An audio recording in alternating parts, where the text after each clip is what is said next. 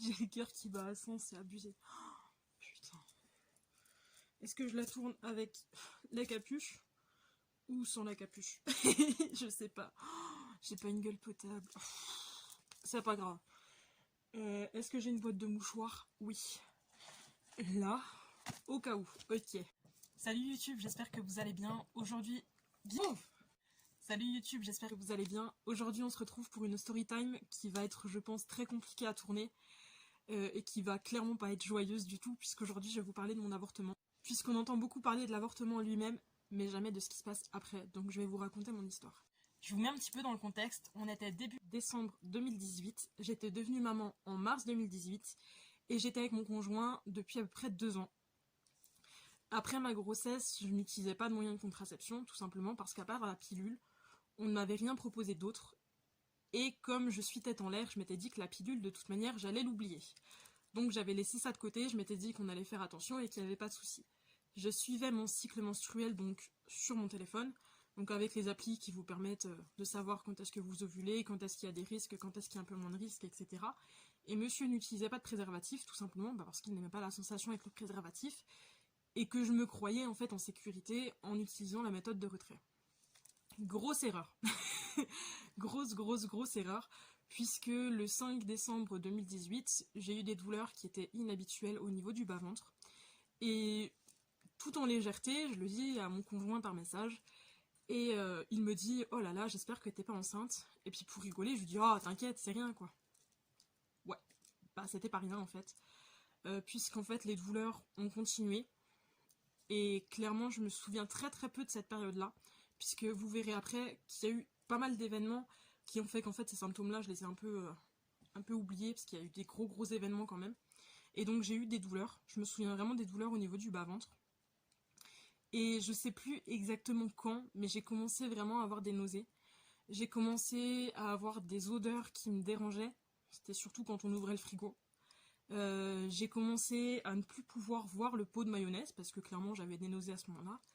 Je ne pouvais plus rien manger après 18h parce que j'avais des nausées, j'étais très fatiguée et c'est vraiment ça en fait dont je me souviens. Il faut savoir que à ce moment-là, on devait aller passer Noël chez sa famille qui était à plus de 100 km de chez nous, donc en fait on allait devoir dormir là-bas. Sa famille n'était clairement pas au courant de mon état. Moi je savais très bien dans ma tête que j'étais enceinte. On en avait parlé ensemble. Et clairement, pour lui, c'était avortement. Pour moi, dans ma tête, je ne pouvais pas avorter, j'étais contre. Et donc, du coup, j'ai essayé d'aller glaner un petit peu des conseils, un petit peu de soutien à droite, à gauche. Je remercie d'ailleurs les personnes qui m'ont vraiment soutenue dans cette période, parce que c'est vraiment grâce à elles que j'ai pu avancer. Je pense qu'elles se reconnaîtront très largement. Et en fait, voilà, donc arrive Noël. Donc, on part donc, dans sa famille à lui. Et clairement, moi je suis pas bien quoi, je sais que je suis enceinte, je le sais psychologiquement, je le sais physiquement, sauf que on peut pas en parler sans s'engueuler quoi. Et donc on arrive chez sa famille qui du coup n'est au courant de rien.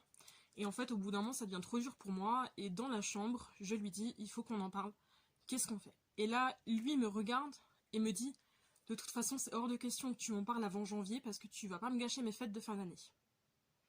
Et là je me suis pris une gifle psychologique. Parce que clairement, c'était de notre faute à nous deux. C'était moi qui subissais les conséquences physiques et psychologiques. Et dans l'immédiat, lui n'en avait rien à foutre. Parce qu'il y avait les fêtes de fin d'année. Clairement, c'était un super mauvais souvenir. Parce que du coup, la baffe psychologique était énorme en fait. Et clairement, ça va pas s'arranger dans les jours prochains, en fait, dans les jours qui suivent. Parce que malgré ça, j'avais mon fils et je devais m'occuper de mon fils. Et je devais garder la tête haute, je devais faire comme si tout allait bien, alors qu'en fait rien n'allait, alors que j'avais envie de pleurer, que j'avais des nausées, que j'étais vraiment pas bien. Et du coup quand j'étais toute seule, j'avais ce réflexe-là de poser les mains sur mon ventre et de parler à la petite crevette qui était en moi et de lui dire que je l'aimais, que j'étais désolée de ce qui allait se passer, que je l'aimais, voilà. Je lui parlais. Sauf qu'en fait mon état psychologique était clairement pas bon parce que clairement je faisais que pleurer en fait. Je faisais que pleurer, j'avais toujours ces nausées, j'avais toujours ces douleurs. C'était clairement pas tenable, quoi. J'étais extrêmement fatiguée, c'était l'enfer. Je fais un test de grossesse le 28 décembre. Je me souviens que j'étais dans la chambre de mon fils, parce que mon fils dormait dans la chambre parentale, parce qu'il s'était réveillé, enfin un truc comme ça. Et du coup, j'ai fait ce test de grossesse et j'ai été voir le résultat dans sa chambre à lui. Et clairement, là, il n'y avait pas d'hésitation possible, quoi. Dire les 2 barres sur le test de grossesse étaient bien apparentes. Et je me suis mise à pleurer. Mais genre vraiment.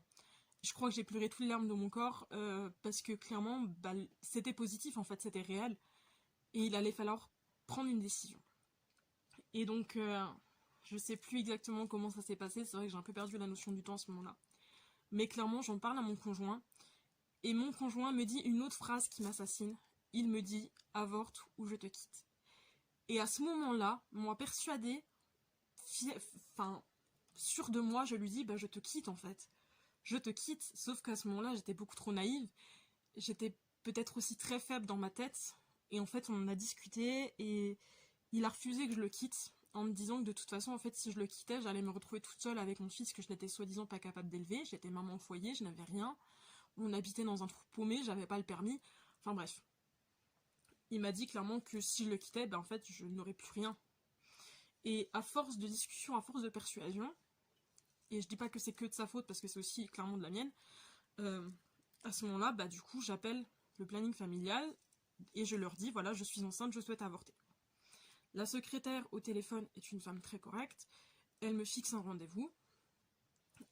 Entre-temps, j'avais discuté avec certaines personnes de ma famille qui m'ont épaulée, qui m'ont dit que quelle que soit ma décision, elle serait vers moi, elle me soutiendrait, tout ça. Clairement, et qu'il fallait vraiment que je fasse le meilleur choix pour moi, etc. Et donc le jour du rendez-vous, le planning familial arrive. Encore une fois, je me souviens plus de quand c'était, je me souviens vraiment plus du temps en fait, clairement. Et donc mon conjoint et mon fils m'ont accompagné. Je remercie mon conjoint d'ailleurs à ce moment-là de m'avoir accompagné parce que je ne me voyais pas y aller toute seule, quoi. Donc la secrétaire, encore une fois, très gentille, elle me demande donc si je veux un suivi psychologique pour l'avortement. Elle m'explique un peu comment ça va se dérouler, les rendez-vous, etc. Et il y a une chose qui m'a frappée, en fait, quand je suis allée au planning familial, c'est le nombre d'hommes qui étaient dans la salle. C'est-à-dire 2. 2 avec une dizaine de femmes, quoi. Et ça m'a frappée parce que je me suis dit, ok, tu vas peut-être au planning familial pour, je sais pas, pour un avortement, pour une contraception, pour un, je sais pas, un examen physique ou quoi. Mais du coup, ça m'a perturbée de me dire, ok, il n'y a aucun homme qui est là, quoi. Je connaissais pas les femmes qui étaient dans le planning familial, je savais pas pourquoi elles venaient, et ça me regarde absolument pas.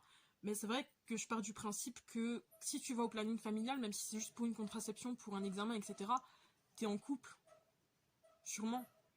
Et du coup, eh bien, la personne qui est avec toi, que ce soit un homme ou une femme, peut t'accompagner. C'est aussi son rôle à elle ou à lui. Et c'est vrai que ça m'a frappée à ce moment-là. Je me suis dit, ok, j'ai quand même de la chance d'avoir un homme qui est avec moi, en fait, qui m'accompagne. J'ai de la chance dans ma malchance, quoi. Et donc, je vais donc dans la salle d'examen gynécologique. Et là, clairement, je vois le gynéco. Il est blasé d'être là. Il est clairement blasé d'être là. Ça se voit, ça s'entend. Il reçoit un coup de téléphone à ce moment-là. Et puis, il est là en mode, ouais, bon, je suis nouveau au planning familial, ouais. Ouais, bah, il y en a de nouveau une dizaine. Voilà. Mais il est vraiment blasé, quoi. Tu sens vraiment que le gars, ça le fait chier d'être là, quoi. Et donc, on commence le questionnaire un petit peu pour savoir pourquoi je suis là, etc. etc. Et je le préviens avant l'examen, je lui dis par contre, je ne veux rien savoir sur le fœtus qui est en moi. Je veux pas entendre son cœur, je veux rien savoir. Et il me dit de toute façon, vous inquiétez pas, je fais jamais écouter le cœur dans ces situations. Ok, super, très bien. Bon, bah, je me dis, je suis rassurée quand même. Donc je m'installe sur la table d'examen, tout ça. Il me fait l'examen, il me fait pas entendre le cœur, tout va bien. Sauf que, en me rhabillant, et en allant m'installer à son bureau, il pose l'échographie à côté de moi, mais genre à 2 cm de ma tronche. Et il me dit, votre fœtus va très bien, son cœur bat très bien, il fait 7 mm. Là, ça m'a achevé. Parce que je lui dis, le gars, je ne veux rien savoir. Et il me dit ça. Comment vous dire? Sur le coup, j'étais clairement choquée, et je le suis encore aujourd'hui, je pense que ça doit se voir à ma tronche. J'étais choquée, je le suis encore. Et je me dis, en fait, comment est-ce que tu peux faire ça? Comment est-ce que... Enfin, même si... Enfin, non, je comprends pas, en fait. Les gens qui vont me dire que c'est une obligation qu'il a et tout, mais je m'en fous, en fait. Tu sais qu'une personne vient pour avorter, tu dis pas ce genre de choses, tu fais pas ça, en fait. Et sur le moment, je me suis dit, j'ai pas pris l'échographie. Ok, super. Sauf que maintenant, 3 ans après, je le regrette. Parce que ça aurait été en fait un des seuls souvenirs physiques qu'il m'aurait resté de cet être en fait. Et donc il m'explique un peu comment ça doit se passer, l'avortement médicamenteux et donc chirurgical. Pardon. Et donc il me dit que les deux sont ok pour moi, donc je choisis la version médicamenteuse. Donc à savoir que du coup je dois prendre une première pilule, je reviens 2 jours après, je reprends une deuxième pilule et je reste une journée à l'hôpital. Et donc clairement bah voilà, je prends rendez-vous pour la première pilule. Donc je dois venir, je crois que c'était un dimanche matin si je dis pas de bêtises. Donc mon conjoint m'emmène. À ce moment-là, j'ai encore le choix de est-ce que j'avorte ou est-ce que je n'avorte pas, parce qu'avant de prendre la première pilule, on a le choix. Je suis tombée sur une médecin très gentille et je lui ai posé une question qui peut paraître bête, c'est est-ce qu'il va avoir mal? Et cette médecin ne m'a pas compris tout de suite. Elle m'a regardé, elle a dit comment ça, est-ce que vous allez avoir mal? Je lui ai dit non, est-ce que lui, il va avoir mal? Et elle me dit, vous savez, à cet âge-là, à ce moment-là, les terminaisons nerveuses ne sont pas faites, etc. Vous inquiétez pas, il va rien ressentir, etc. Bon, j'ai quand même hésité avant de prendre la pilule, on va pas se mentir, j'ai hésité, mais je me suis dit, il faut que je le fasse. Donc, je l'ai fait, j'ai pris la première pilule qui est censée, je crois, préparer le corps à l'avortement, si je dis pas de bêtises, ça doit être un truc comme ça. Donc je prends cette première pilule, donc il faut savoir que j'ai dû signer un papier comme quoi effectivement je n'avais pas été forcée à prendre cette pilule, mais que je l'ai fait de moi-même. Je repars chez moi, et je devais avorter en fait le mardi. Et à ce moment-là, c'était ma maman qui m'a emmenée, je ne sais plus pourquoi, je crois que ça avait été convenu avec elle parce que mon conjoint travaillait ou je sais plus. Mais voilà, c'était elle qui devait m'emmener en fait et clairement me chercher après la journée, donc passer à l'hôpital. Et ce jour-là, j'ai clairement pas réussi à petit déjeuner. Je prends un verre de jus de fruits et aussitôt je le revomis. Et c'est un truc qui m'a marqué parce qu'en fait c'est le premier vomissement de toute ma grossesse. Et que ce jour-là, j'avais hâte que ça se termine juste parce qu'en fait les symptômes de grossesse devenaient insupportables. Mais genre vraiment. Et donc on va à l'hôpital, il faut savoir que je pensais, je dis je pensais parce qu'à l'heure d'aujourd'hui je me rends compte, mais j'avais fait mon deuil en fait les jours avant, parce qu'à partir du moment où je savais que j'allais avorter, je m'excusais en fait constamment auprès de l'être qui était dans mon ventre, en lui disant que j'étais désolée, que je l'oublierais pas, que je l'aimais, etc. Je lui ai donné un nom, ça peut paraître super futile, ça peut paraître bête, mais je lui ai donné un nom en fait pour que il existe quelque part, même si j'ai fait ce choix-là pour qu'il existe. Et donc j'arrive à l'hôpital, on me fait prendre donc des cachets, donc je crois que c'est des cachets à faire fondre sous la langue, bref. On m'installe dans une chambre, on m'explique comment ça va se dérouler, grosso modo que je vais prendre mes cachets, que j'ai le droit de boire et de manger jusqu'à une certaine heure, qu'après on viendra me voir pour savoir si clairement je pense avoir évacué la grossesse ou pas, qu'on me fera un examen gynécologique si oui, qu'on confirmera, et que si jamais la grossesse n'est pas passée, ben tout simplement on choisira la méthode chirurgicale. Bref, donc en fait je passe ma journée dans le lit d'hôpital à regarder la télé, à sentir en fait que je me vide. Clairement c'est ça. Et le truc en fait c'est que je n'ose pas aller aux toilettes parce que j'ai peur de voir ce fœtus. Malgré le fait qu'il soit tout petit et que je le verrai probablement pas, j'ai très très peur. Et clairement à ce moment-là je le vis bien. Parce que voilà, je pensais avoir fait mon deuil, tout va bien. Je pensais le vivre bien, je l'ai bien vécu, entre guillemets quoi. On revient me voir, on me demande si je pense avoir chassé la grossesse, c'est comme ça qu'on me l'a présenté. Je dis non, on me redonne des médicaments. On vient me voir 3 ou 4 heures plus tard. Et donc là, je dis que oui, je pense avoir chassé la grossesse. Donc on me fait un examen gynécologique qui confirme que je n'ai plus du tout de grossesse en cours. Voilà, clairement. Donc là, on m'autorise à sortir. Et on me propose une contraception. Et clairement, j'explique que voilà, la pilule, je n'en veux pas. Parce que c'est trop contraignant en fait. Pour moi qui était en l'air, je vais l'oublier. Et en fait, on me dit qu'on peut me poser tout simplement un stérilet. Chose qu'on ne m'avait pas présentée avant. Et je les regarde un peu con, je dis, on peut me poser un stérilet? Ah oui, on peut, tout ça. Je pensais que c'était réservé aux femmes en fait qui avaient déjà eu des enfants, tout ça. Comme quoi, il y a plein d'idées reçues sur les contraceptions, quoi. Et on me dit, non, on peut vous poser un stérilet. Bon, bah ok, rendez-vous gynécologique pris pour poser un stérilet. Pas de souci, ok. Donc je sors de là, je pense que tout va bien à ce moment-là, je vis en fait le retour à la maison plutôt bien, je me fais poser mon stérilet, tout va bien, une femme gynécologue qui est très très correcte, enfin tout va bien. Sauf que l'année d'après, alors que j'avais mon stérilet, du coup donc un an après, je me retrouve avec des symptômes de grossesse identiques à ceux que j'avais pendant du coup ma grossesse. Et là je panique un peu quoi. Je me dis non, j'ai un stérilet, je peux pas de nouveau être enceinte quoi, c'est pas possible, on m'a posé un stérilet, je peux pas. Et donc je panique un petit peu dans ma tête. Et je vais voir un pharmacien qui m'explique que voilà, ça peut être potentiellement une grossesse extra-utérine. C'est-à-dire qui grandit en fait à l'extérieur de l'utérus. Avec un stérilet, ça peut se produire. On me conseille quand même de faire un test de grossesse. Je fais un test de grossesse. Il s'avère négatif. Soulagé. Soulagé, ok. Je vis après ma vie. Sauf que, voilà, on est 3 ans après. J'ai quitté mon conjoint en juin dernier. Nous sommes donc actuellement le 4 janvier 2022. Et comment vous dire, depuis début décembre, j'ai des nausées. C'est extrêmement dur pour moi en ce moment. Parce que j'ai tous les symptômes en fait de ma grossesse. Et que je me rends compte en fait que je n'ai pas du tout fait mon deuil. Mais pas du tout. C'était vraiment une illusion. Et je pense que le fait de plus être avec mon conjoint, ça doit sûrement faire que je me dis que j'ai le droit en fait de ressentir tout ça. Donc c'est un peu compliqué, c'est vrai que j'ai beaucoup de nausées, j'ai tous ces symptômes un petit peu qui reviennent. C'est très compliqué à gérer. Et c'est compliqué psychologiquement parce que je me rends compte que oui, c'était un choix de ma part, mais on m'y a un petit peu incité aussi. Et en fait, toutes ces phrases, toutes ces choses me reviennent dans la gueule et c'est très compliqué à gérer. Parce qu'en fait, c'est d'une violence inouïe. Quand on vous dit avorte ou je te quitte, ça fait mal et c'est d'une violence, mais incroyable en fait. Même la violence, entre guillemets, psychologique que j'ai subie de la part du gynéco, c'est quelque chose de ouf aussi, quoi.